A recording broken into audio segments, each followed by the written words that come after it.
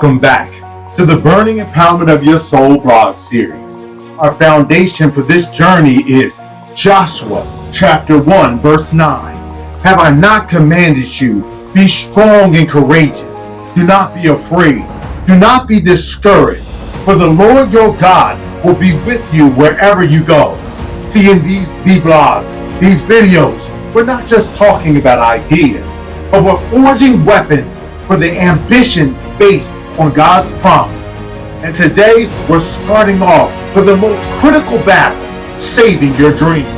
Have you ever felt that the fire for your dream was just going out? That you were on the verge of quitting, of being realistic? You tell yourself that the world is too competitive, you're not good enough, and you missed your chance. But what if that feeling isn't the end? What if the wall that you just hit is just a feeling that you might be having and not a tombstone? And it's secretly a door to your God-given purpose. See, watch the entire video. That's the feeling of wanting to quit is a signal. It's a signal, but it's not it's a final test. We're not just saving your dream, but we're making it indestructible through God's strength. And we're saying your dream doesn't die in a cinematic explosion, but it dies at 2 a.m. while you're staring at the ceiling, thinking that it's over. It dies in the quiet moments that you have beyond yourself. See, I've been there.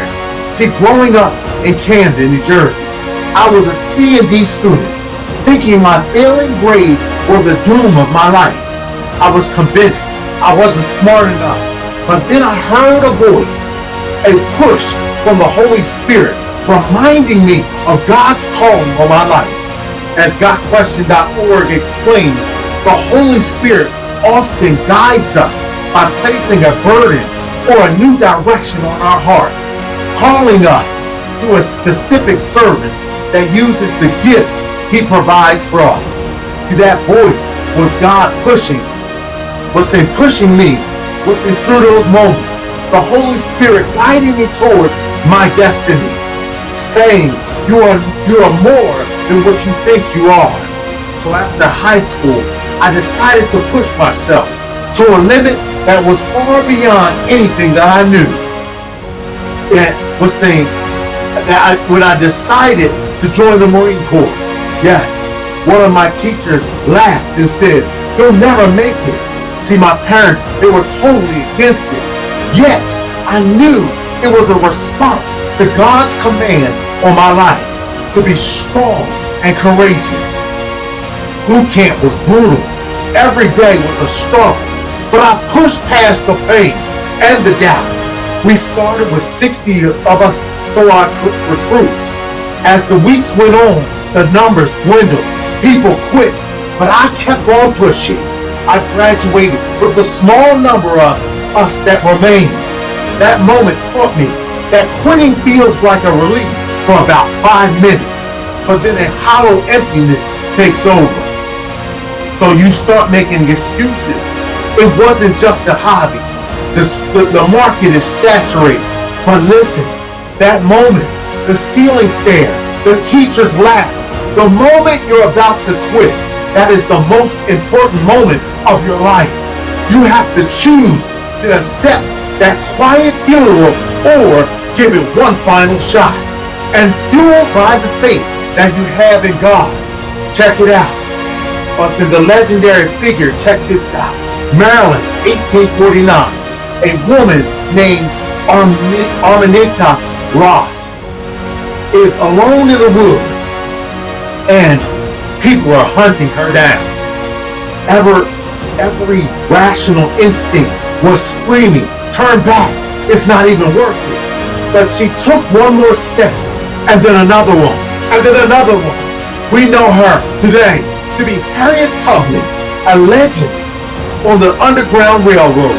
But before she was a legend, she was just someone with an impossible dream of freedom. She couldn't read or write. She had no map except the North Star, but she had God's promise that he was with her, that he would never leave her and never forsake her. So she made it to freedom, but she didn't stop there. She went back about 13 times over a decade, guiding approximately 70 people out of slavery. She's famously said, "I never ran my train off the track, and I never lost a passenger." But that wasn't luck. That's because every time she hit a wall, she treated it as a puzzle to be solved, not a period at the end of a sentence. The obstacles didn't prove her dream was impossible. They were the very thing that made her stronger, smarter, and more legendary. If she could do it all, but that was with nothing but her faith, you can sure enough finish your screenplay. You can open your bakery. You can start that new business with no more excuses. Yes, you can shift your brain into thinking. You need to burn it into your brain that the obstacle is the roadmap. We think that the wall is a dead end, but no, the obstacle shows you the way.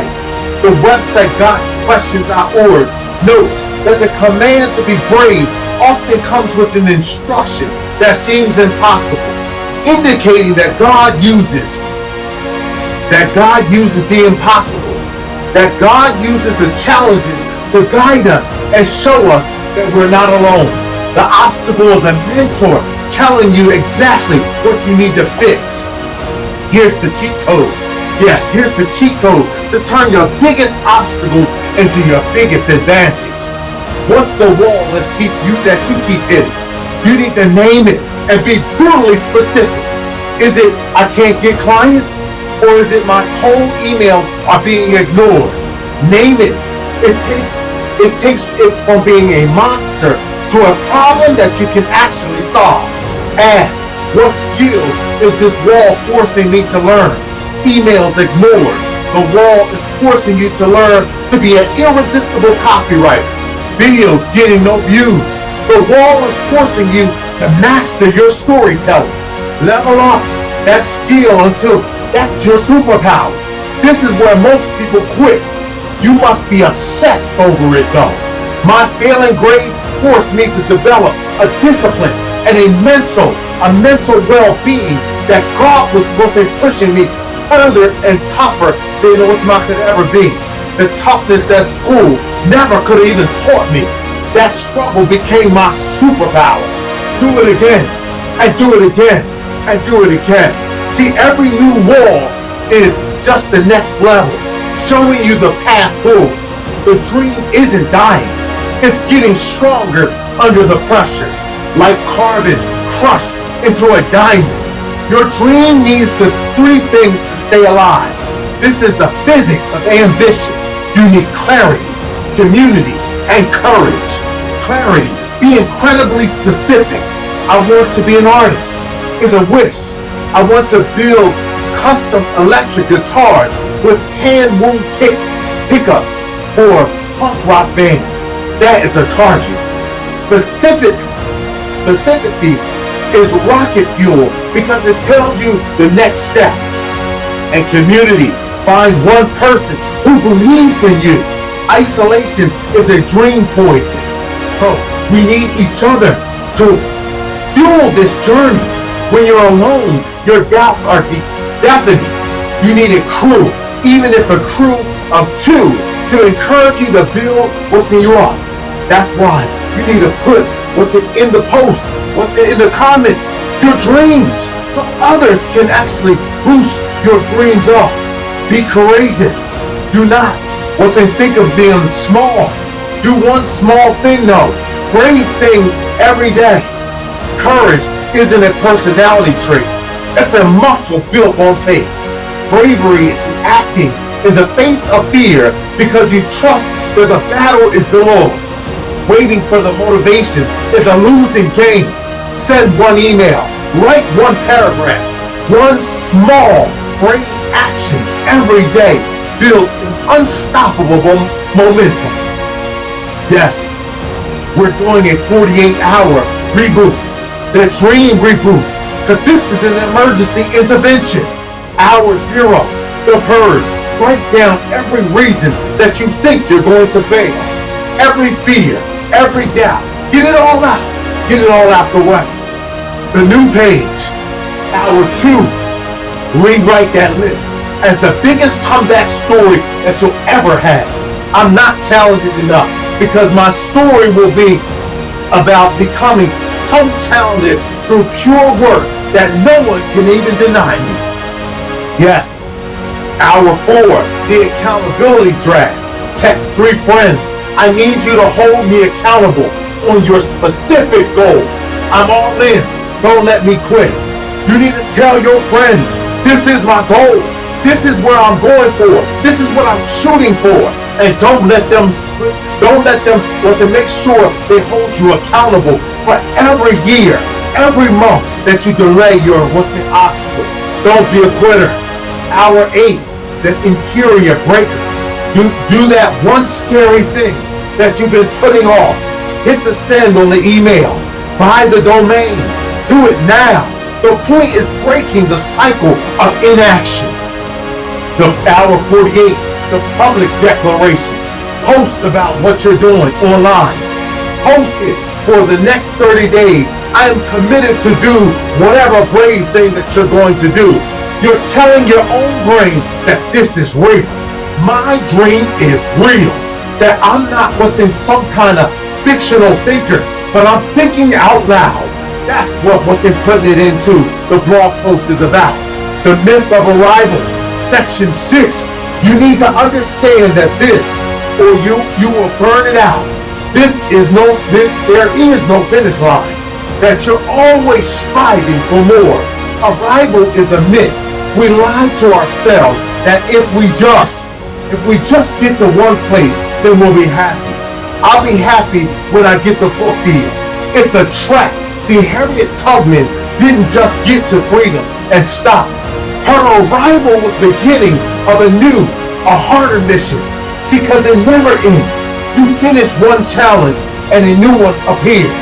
That's the beautiful part of this. Stop saying, I'll be happy when, and start saying, I'm blessed because I'm building the next journey of my life. Fall in love with solving hard problems for His glory. The joy isn't in arriving, but it's in becoming what God created you to be. The evidence, your brain is wired for survival, not massive training.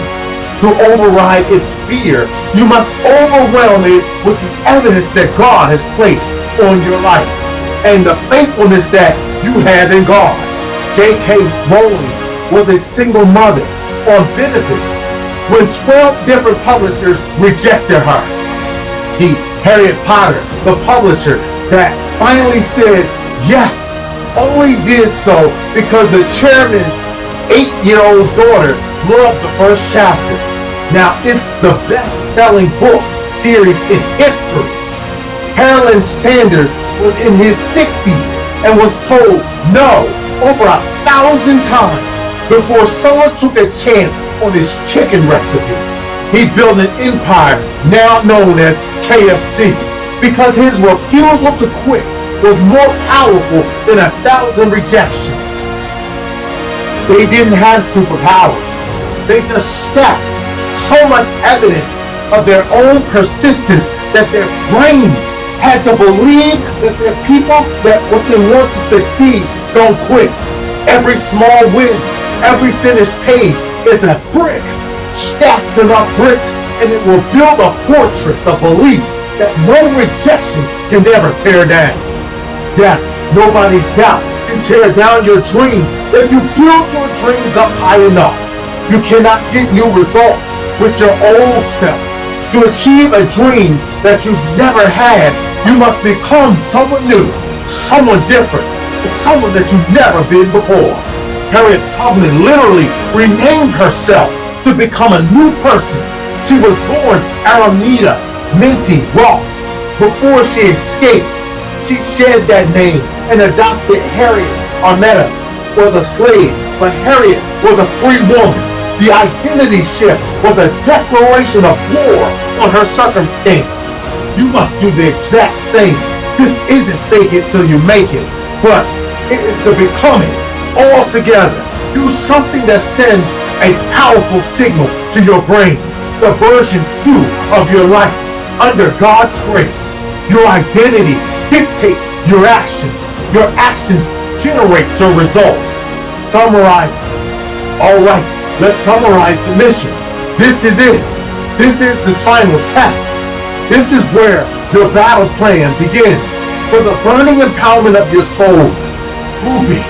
First, internalize the core philosophy. The obstacle is the map. Every wall is a signpost from God pointing you towards the skill that you need to develop. Second, your fuel. You fuel your dream with the 3 essentials: radical clarity about your want, a community to hold you up with your point of direction, and the daily courage that comes from knowing God is with you. Third, you build a fortress stacking of evidence, collecting every small win as proof of God's faithfulness in your life. Finally, you trigger an identity upgrade. You cannot achieve a new future with the old stuff. You must signal to your brain that a new version of you is in charge. The old me is gone. This is a new day. Saving your dream is never just about you. When you win, you have no idea who's watching you, whether it's your children, whether it's your wife, whether it's your husband, whether it's your family members or your coworkers. Your success gives permission to try. Your victory becomes their blueprint. Your dream is a beacon for everyone else lost in the dark. So let's make it real, and let's make it real right now. Go to the comments and post that one dream, the one goal that you're committing to. Declare it, make it public. That way, you can look back at your beckoning call to do more and do more right now. Then share the vlog with one other person that you know who needs to hear this message. That is to push towards your life, your dreams. Your dream isn't written in the stars. It's built in the trenches. Now go build it. And until next week, take care, my friends. Take care of my family. And I'll see you again next week, Monday at 12. And God bless.